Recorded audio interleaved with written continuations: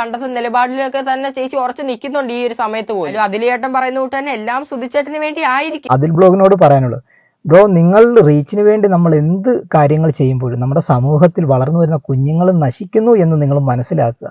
നിങ്ങളുടെ പേര് എടുത്തു പറയുന്നുണ്ട് ആ കുഞ്ഞ്, അപ്പോൾ എന്ത് മനസ്സിലാക്കുക. ഹായ്, ഹലോ, നമസ്കാരം. ഞാൻ അനിൽ സന്തോഷ്.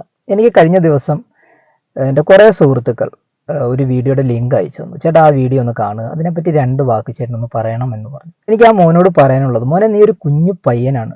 പ്രത്യേകിച്ചും ആ പയ്യൻ്റെ വാക്കുകളൊക്കെ കേട്ടപ്പോൾ എനിക്ക് സഹതാപമാണ് തോന്നുന്നത്. കാരണം ഏതോ ഒരു പെൺബുദ്ധിയാണ് അതിന് പിന്നിൽ പ്രവർത്തിക്കുന്നതെന്ന് നമുക്ക് മനസ്സിലാവും.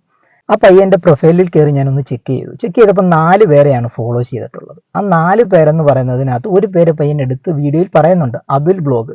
അപ്പോൾ ഈ അതുൽ ബ്ലോഗ് പോലുള്ള 4 പേജുകൾ ഫോളോ ചെയ്തിട്ട് അവർ പറയുന്ന നെഗറ്റീവുകളെ മാത്രം കേട്ടിട്ടാണ് ഈ പയ്യനും അതുപോലെ റിയാക്ട് ചെയ്യുന്നത്. നെഗറ്റീവുകൾക്ക് ഇന്ന് സമൂഹത്തിൽ റീച്ച് ഉണ്ടെന്ന് മനസ്സിലാക്കിയിട്ട്. അപ്പോൾ ആ കുഞ്ഞിനോട് ഞാൻ പറയുന്നത്, മോനെ, നീ ഇപ്പോൾ പഠിച്ച് നല്ല രീതിയിൽ വളരുക, സമൂഹത്തിന് നന്മ ചെയ്യുക.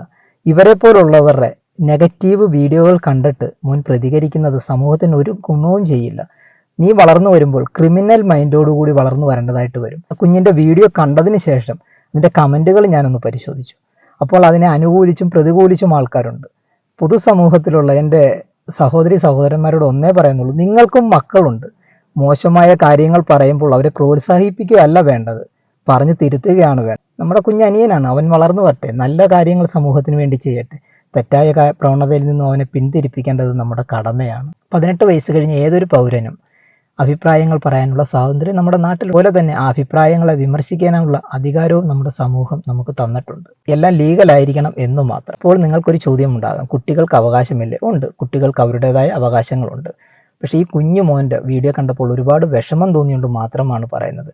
നാളെ അവൻ സമൂഹത്തിന് നല്ലൊരു പൗരനായാണ് വരേണ്ടത്, അല്ലാതെ ഒരു ക്രിമിനലായി വരരുത്. അതുകൊണ്ടാണ് പറഞ്ഞത്. നിങ്ങളുടെ മക്കളും ഇതുപോലെ വീഡിയോ ചെയ്യുന്നവരൊക്കെ കാണും, നല്ലതിനെ നമുക്ക് പ്രോത്സാഹിപ്പിക്കാം. പക്ഷെ ഒരു കാര്യം ഞാൻ ആ കുട്ടിയുടെ മാതാപിതാക്കളോടാണ് പറയുന്നത്, എന്തായാലും നിങ്ങൾ ആ വീഡിയോകളൊന്നും കാണാതെ കുട്ടിയുടെ അച്ഛനോ അമ്മയോ സഹോദരനോ ആരെങ്കിലും ഈ വീഡിയോ കാണുന്നെന്നുണ്ടെങ്കിൽ ആ കുഞ്ഞിനിത് പറഞ്ഞ് മനസ്സിലാക്കി കൊടുക്കണം. കാരണം നമ്മുടെ സമൂഹം ഇന്ന് നെഗറ്റീവ് ഇഷ്ടപ്പെടുന്നവരാണ്. നാളെ നിങ്ങളെയും ആരെങ്കിലും വിമർശിച്ചാൽ മിണ്ടാതിരുന്ന് കേൾക്കേണ്ടി വരും. എന്നും നമ്മുടെ സമൂഹത്തിൻ്റെ മുന്നിൽ നമ്മുടെ മക്കൾ കാരണം തല ഉയർത്തി നിൽക്കുമ്പോഴാണ് നമുക്ക് ആ അഭിമാനം ഉണ്ടാകുന്നത്. വിമർശനം നല്ലതാണ്. ആരോഗ്യപരമായ വിമർശനങ്ങൾ നമ്മുടെ സമൂഹത്തിന് ഗുണം ചെയ്യും, അല്ലെങ്കിൽ ഒരു വ്യക്തിയുടെ ജീവിതത്തിന് നന്മ ചെയ്യും. നിങ്ങൾ പറയുന്ന മോശം വാക്കുകളും മോശം ലാംഗ്വേജുകളും പഠിച്ച നമ്മുടെ കുഞ്ഞു മക്കളുടെ മനസ്സിൽ അത് എത്തുന്നുണ്ടെന്ന് നിങ്ങളുടെ ശ്രദ്ധയിൽപ്പെടുത്താൻ വേണ്ടിയും കൂടെയാണ് ഈ ഒരു വീഡിയോ ചെയ്യുന്നത്. എല്ലാവരും സുഹൃത്തുക്കൾ തന്നെയാണ്. എന്നെ സ്നേഹിക്കുന്ന, ഞാൻ സ്നേഹിക്കുന്ന എല്ലാവരോടും സ്നേഹം മാത്രം.